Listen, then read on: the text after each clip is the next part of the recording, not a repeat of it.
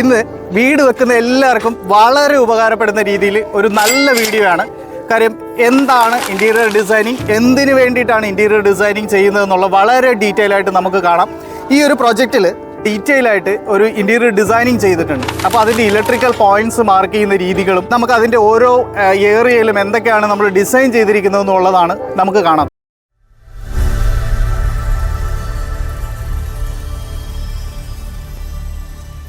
ഇപ്പം ഞാൻ നിൽക്കുന്നത് ഇതിൻ്റെ ഫോർമൽ ലിവിങ്ങിലാണ്. ഈ ഒരു ഡിസൈൻ നമ്മൾ ഒരു കണ്ടംപററി സ്റ്റൈലാണ് ഡിസൈൻ കൊണ്ടുവന്നിരിക്കുന്നത്. ഇതിൽ ഫോർമൽ ലിവിങ്ങിൽ നിന്ന് നമുക്ക് ഡൈനിങ്ങും ഓപ്പൺ കിച്ചൺ കൺസെപ്റ്റിൽ കിടക്കുന്നുണ്ട്. വളരെ സ്പേഷ്യസ് ആയ ഒരു ഡിസൈനാണ് നമ്മൾ കൊണ്ടുവന്നിരിക്കുന്നത്. ആ സ്പേസ് ഒട്ടും തന്നെ നഷ്ടപ്പെടാത്ത രീതിയിലാണ് ഇതിൻ്റെ ഡിസൈൻസ് നമ്മൾ പൂർത്തിയാക്കിയിരിക്കുന്നത്. ഒരു ലൈറ്റ് ഗ്രീൻ കളറിലാണ് നമ്മൾ ഇതിനെ ഡിസൈൻ ചെയ്തിരിക്കുന്നത്.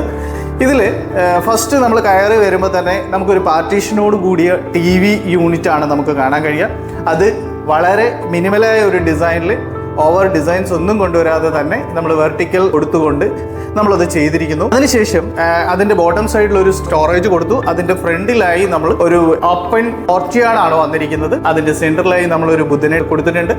അതിൻ്റെ ഫ്രണ്ട് സൈഡിലായിട്ട് നമ്മൾ സിറ്റിംഗ് ഏരിയ അറേഞ്ച് ചെയ്തിരിക്കുന്നു. അതിൻ്റെ ലെഫ്റ്റ് സൈഡിലായിട്ട് ഒരു സീലിംഗ് കൊടുത്തിട്ടുണ്ട്. മുമ്പോട്ട് പോകുമ്പോഴത്തേക്ക് നമുക്ക് ഇവിടെയാണ് ഇതിൻ്റെ ഡൈനിങ് ഏരിയ വന്നിരിക്കുന്നത്. ഡൈനിങ്ങിൻ്റെ ലെഫ്റ്റ് സൈഡിലായിട്ട് നമ്മൾ വാഷ് യൂണിറ്റിന്റെ ഫ്രണ്ടിലേക്ക് പോകുമ്പോഴത്തേക്ക് ഇവിടെ ഒരു ബേ വിൻഡോ, ഒരു വൈറ്റ് കളർ കർട്ടൻ കൊടുത്തിരിക്കുന്നു. മുന്നിലേക്ക് വരുമ്പം ഇവിടെയാണ് ഗ്രീൻ കളർ, നമ്മുടെ light green wooden finish kitchen വന്നിരിക്കുന്നത്. കിച്ചന്റെ ഉള്ളിലേക്ക് കയറുമ്പോൾ ഫ്രണ്ട് സൈഡിലായിട്ട് നമുക്കൊരു ബ്രേക്ക്ഫാസ്റ്റ് കൗണ്ടർ കൊടുത്ത് ബാർ സ്റ്റൂൾ കൊടുത്തിട്ടുണ്ട്. ഇവിടെ ഹാങ്ങിങ് ലൈറ്റ്സ് കൊടുത്തിരിക്കുന്നു. ഇതിന്റെ മുകളിലായി നമ്മളൊരു ഹാങ്ങിങ്, നമ്മൾക്ക് പ്ലാന്റ് വെക്കത്തക്ക രീതിയിൽ ഒരു ഹാങ്ങിങ് ലെഡ്ജ് കൊടുത്തിട്ടുണ്ട്. അത് MS സ്ട്രക്ചറിലാണ് നമ്മൾ ചെയ്തിരിക്കുന്നത്. മുന്നോട്ട് കയറുമ്പം റൈറ്റ് സൈഡിലായി നമ്മൾ ഫ്രിഡ്ജ് കൊടുത്തിരിക്കുന്നു. ഫ്രിഡ്ജിന്റെ സൈഡിലായിട്ട് തന്നെ ഓവന്റെ.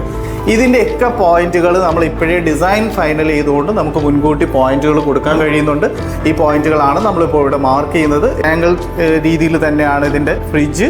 ഇതിൻ്റെ സെൻറ്റർ സൈഡിലായിട്ട് സിങ്ക് വന്നിരിക്കുന്നു. ഇതിൻ്റെ ലെഫ്റ്റ് സൈഡിലായിട്ട് നമ്മൾ ഹുഡ് ആൻഡ് ഹോബ് കൊടുത്തിരിക്കുന്നു. ബാക്കി കിച്ചൺ ഡിസൈൻസ് ഇതാണ് നമ്മൾ ചെയ്തിരിക്കുന്നത്. അപ്പം ഇതിൻ്റെ മുൻകൂട്ടി ഇതിൻ്റെ എല്ലാ പോയിന്റ്സുകളും നമ്മളിപ്പം ചെയ്തിടുന്നുണ്ട്. അപ്പം ഇതിൻ്റെ ബാക്കിയുള്ള ഏരിയകളിലും ഇതുപോലെ തന്നെ ഡിസൈൻ പ്രകാരം നമ്മൾ ഇലക്ട്രിക്കൽ പോയിന്റ്സുകൾ മാർക്ക് ചെയ്തിട്ടുണ്ട്. ഇപ്പം ഏകദേശം എല്ലാവർക്കും മനസ്സിലായിട്ടുണ്ടാവും, ഇത് കാണുന്ന എല്ലാ വീട് വെക്കുന്നവർക്ക് മനസ്സിലായിട്ടുണ്ടാവും എന്തിനാണ് നമ്മൾ മുൻകൂട്ടി ഒരു ഇന്റീരിയർ ഡിസൈനിങ് ചെയ്യുന്നതെന്നുള്ളത്. ഇത് ചെയ്തില്ല എങ്കിൽ, ഇലക്ട്രിക്കൽ പോയിന്റ് ചെയ്തതിന് ശേഷം ഇന്റീരിയറിലേക്ക് പോവുകയാണെങ്കിൽ ഈ ഇലക്ട്രിക്കൽ വരുന്നതും നമ്മുടെ ഫർണിച്ചർ അലൈൻമെന്റുമായിട്ട് വളരെ വ്യത്യാസം വരാനുള്ള ചാൻസ് ഉണ്ട്. അത് ഒഴിവാക്കാൻ ഇതാണ് ഏറ്റവും നല്ല ഈസി മെത്തേഡ്. ഇനിയും നിങ്ങൾക്ക് ഉപകാരപ്പെടുന്ന ഇതുപോലുള്ള ടിപ്സുമായി നമ്മൾക്ക് അടുത്ത വീഡിയോയിൽ കാണാം. Thank you.